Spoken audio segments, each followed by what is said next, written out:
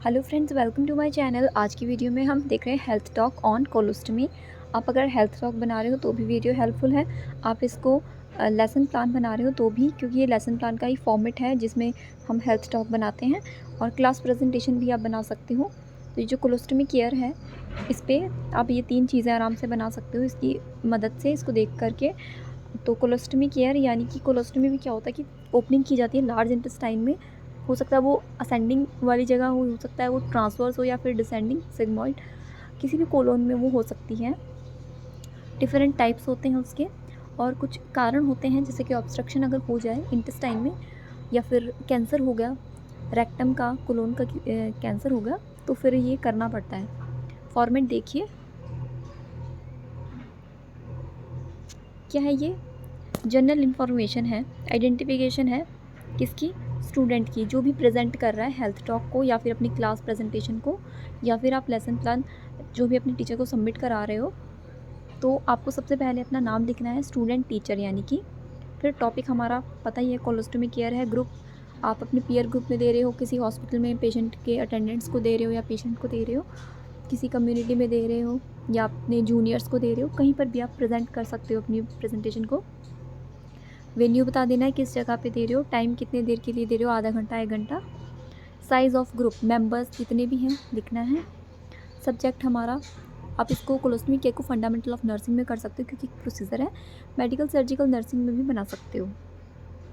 इसमें लिखा है एडवांस नर्सिंग प्रैक्टिस, तो आपका अपना सब्जेक्ट आप लिख सकते हो उस जगह पे। तो method of teaching lecture cum discussion ही रहता है, और अगर आप डेमोन्स्ट्रेशन करके भी दिखा रहे हो, किसी डमी पे आप डेमोन्स्ट्रेट कर रहे हो, तो लिख देना एविएट्स क्या क्या आपके पास हैं। एविएट्स जैसे कि चार्ट, पैम्पलेट्स होते हैं, लीफलेट बनाते हैं बच्चे, और पैम्पलेट्स हो गए, फ्लैश कार्ड्स हो गए, बहुत तरह के एविएट्स होते हैं, आप लिख सकते हो। जो भी आपका टीचर आपको सुपरवाइज़ कर रहा है, आपको ऑब्जर्व कर रहे हैं, उनका नाम आपको लिख लेना है।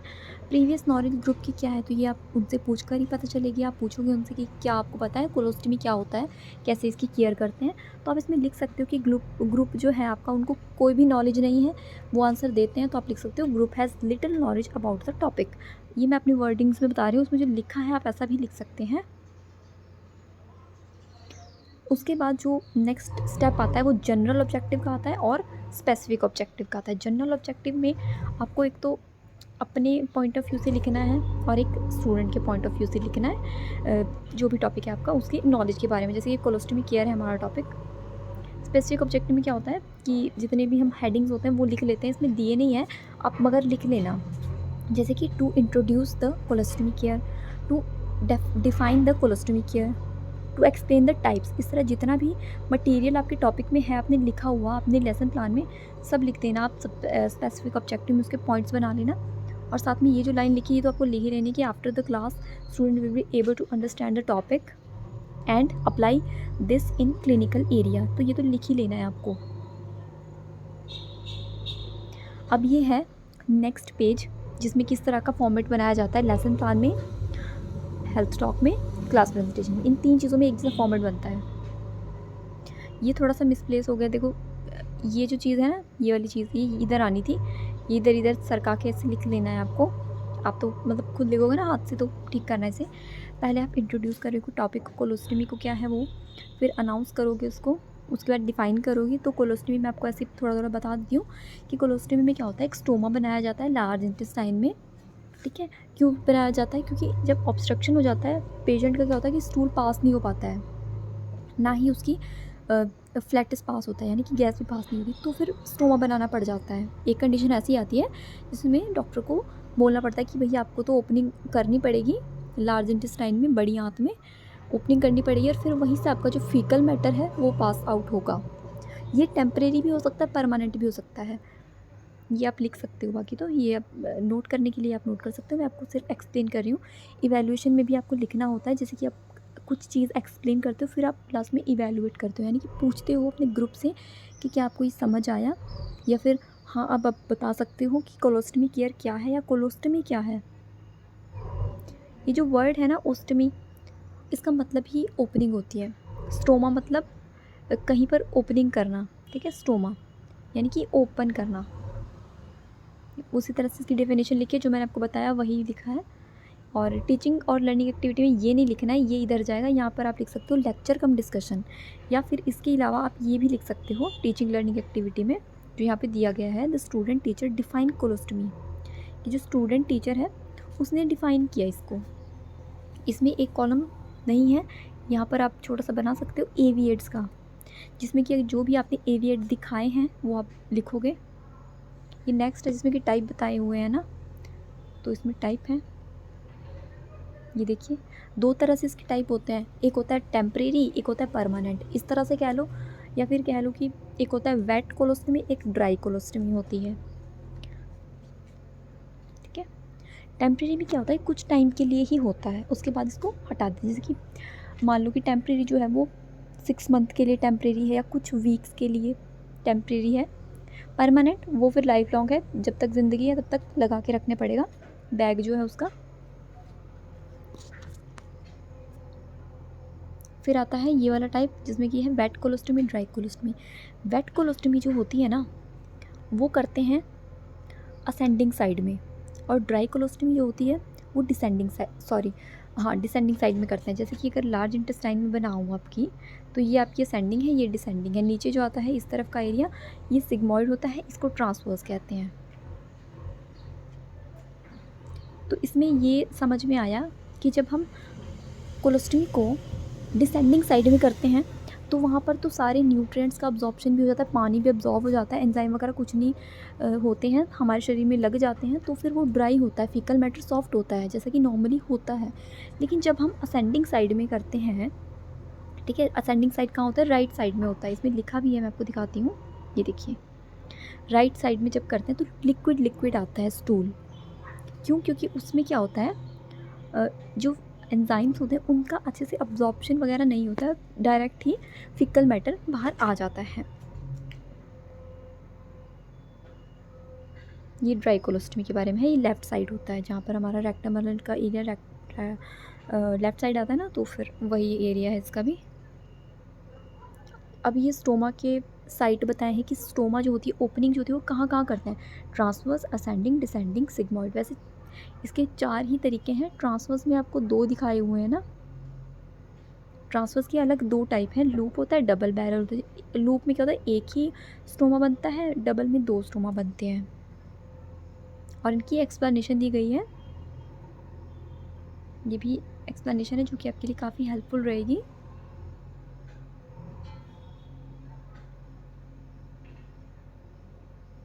तो आप यहाँ से थोड़ा इसको मैं जूम कर रही हूँ ताकि आपको क्लियरली ये दिख जाए।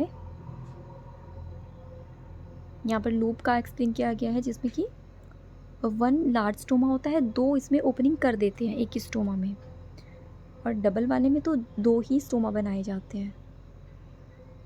ठीक है, ये जो फ़ोटोज़ इसमें है ना, ये आपको बनाने की ज़रूरत नहीं है, डायग्राम वगैरह इतना, सिर्फ आप लिख लोगे तो काफ़ी होगा। ये नेक्स्ट है असेंडिंग कोलोस्टमी, जो कि राइट साइड में होती है। ये आपको दिखाया है राइट साइड में असेंडिंग, जो यहाँ पर होगी वो डिसेंडिंग होगी। इधर वाली हो जाए ट्रांसवर्स का मतलब ये जो इस तरह से होता है ना, अगर मैं गोला बनाऊँ यूँ करके लाइन मारूँ तो ट्रांसवर्स होता है, ऐसे लाइन मारूँगी तो ऑब्लिक होता है ना। ये अपने आपको अच्छे से अगर पता होगा ना ये छोटी मोटी चीज़ें, तो फिर आपको ज़्यादा मुश्किल नहीं आएगी कोई भी तरह का प्रोसीजर याद करने में। कोलोस्टमी भी आपको अच्छे से याद हो जाएगा, और कोलोस्टमी केयर भी। यहाँ पर बताया है डिसेंडिंग और सिग्मॉइड कोलन, ये देखो डिसेंडिंग है, यहाँ पर सिग्मॉइड है, क्योंकि सिग्मॉइड जो होता है ना वो इस तरफ होता है। ये सिग्मॉइड हो गया आपका, जहाँ पर मैंने एरो किया है वो सिग्मॉइड है। यहाँ पर परमानेंट कोलोस्टमी की जाती है, और यहाँ से ड्राई फीकल मैटर बाहर आता है।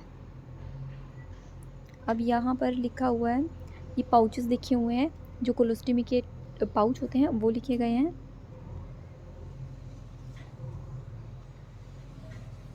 ड्रेनेज पाउच है, ड्रेनेबल पाउच है, इसमें 1 पीस पाउच है इसमें सेकंड, और 2 पीस पाउच है इसमें, इसका एक्सप्लेनेशन है।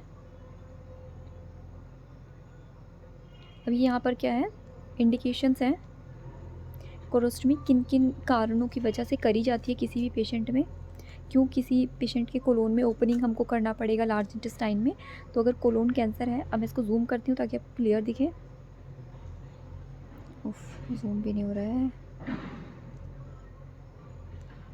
कोलोन कैंसर, हर्शप्रंग डिजीज़, ये आपने पढ़ा होगा पीडियाट्रिक में। Ulcerative colitis, polyp in the intestine, imperforate anus और अदर बर्थ डिफेक्ट अगर है किसी तरह का, आईबीएस में डाइवर्टिकुलाइटिस, कोलोनिक पॉलिप, ब्लॉकेज और इंजरी, ये सब कुछ है। यानी कि अगर इंटेस्टाइन में किसी भी तरह से ऑब्स्ट्रक्शन है, अंदर कुछ कैंसर फॉर्मेशन हो गया है रेक्टम में या कोलोन में, ये मेन प्रॉब्लम्स रहती हैं जिनमें कि करना पड़ता है। ये जो आप और चीज़ें देख रहे हो, ये सब इतनी मुश्किल नहीं होती हैं, ये आप पढ़कर भी समझ जाओगे कि क्या है ये आपका टीचिंग लर्निंग एक्टिविटी है और ये आपका इवैल्यूएशन है। अब नेक्स्ट है purpose, skin protection care, receptacle for drainage, patient acceptance and self care, ये पर्पस है। आर्टिकल्स हैं, मेन आर्टिकल्स रहते हैं कोलोस्टोमी केयर करने के लिए, क्योंकि कोलोस्टोमी तो पहले से बनी हुई है, वो तो बना दी है, बस आपको उसकी केयर करनी है। उसके लिए क्या चाहिए, ताकि इन्फेक्शन ना हो, आपको हाथ वाथ धोने अच्छे से, मैकिंटोश चाहिए, चादर गंदी ना हो तो वो बिछाना है, बिल्कुल मेन चीज़ें हैं। इसमें भी रीड करने की इतनी ज़रूरत नहीं है। एक स्टोमा को कवर करने के लिए पाउच आता है, वो आपको लाना है, उसके साइज़ का होना चाहिए वो, और साइज़ का नहीं तो कैंची से काट के उसको मेज़र करके तब बनाना होता है। बाकी मेन चीज़ें हैं, बाकी कुछ भी समझाने वाला नहीं है इसमें, आप पढ़कर ही समझ जाओगे, ठीक है। एक बार मैं कहती हूँ आपको कि एक बार आप ना प्रोसीजर भी देख लेना इसका, अगर आपको यूट्यूब पे कोई वीडियो मिले ना, प्रोसीजर, पेशेंट का प्रोसीजर हो रहा, तो आप देखोगे तो आप समझ जाओगे बिल्कुल आराम से। उसका जो नेक्स्ट पॉइंट है वो है असेसमेंट का, यानी कि जो पेशेंट है हमारा, उसको आपको असेस करना है, उसके स्टोमा को असेस करना है, उसका कलर आपको देखना है, कुछ वहाँ पर इन्फेक्शन जैसा तो नहीं फील हो रहा है आपको, या फिर लग रहा है जैसे कि कलर जो होता है वो पिंक कलर, पेल पिंकिश कुछ इस तरह से रंग होता है इसका नॉर्मल, तो वो होना चाहिए, ब्लू भी नहीं होना चाहिए, क्योंकि उससे नेक्रोसिस फॉर्मेशन या कुछ भी साइनोसिस ऐसा कुछ आपको दिख रहा है तो आपको नोट करना है, वो डॉक्टर को इन्फॉर्म करना है, ये सब है इसमें। उसके बाद जो नेक्स्ट है वो है प्रोसीजर, पूरा का पूरा प्रोसीजर यहाँ पे लिख दिया गया है कि कैसे आप केयर करोगे पेशेंट के कोलोस्टमी की।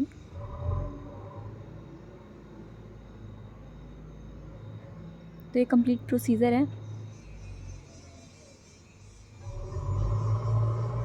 और ये जो पीडीएफ है, इसका पीडीएफ मैं टेलीग्राम में भी अपलोड कर दूँगी, तो वहाँ से आप बिल्कुल आराम से नोट कर सकते हो। और अगर टेलीग्राम आप यूज़ नहीं कर रहे हो तो फिर आपको यहाँ से आप ये देख सकते हो वीडियो को।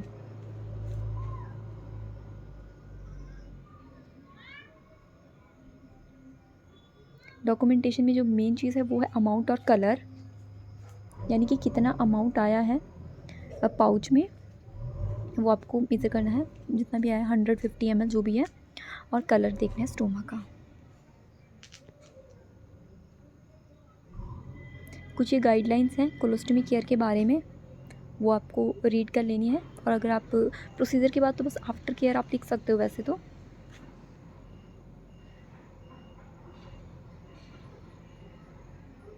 इसमें क्या है कि आप ये देख सकते हो कि इसमें क्या है कि ये जो चीज़ है ना इधर चली गई है, ये भी आपको इधर लानी है, समरी भी आपको इस तरफ लानी है, तो आपको ये क्लियर दिखेगा। टॉपिक को समराइज़ करना है, कंक्लूड करना है, और आपके लास्ट में आ जाएगी bibliography. Okay friends, thank you.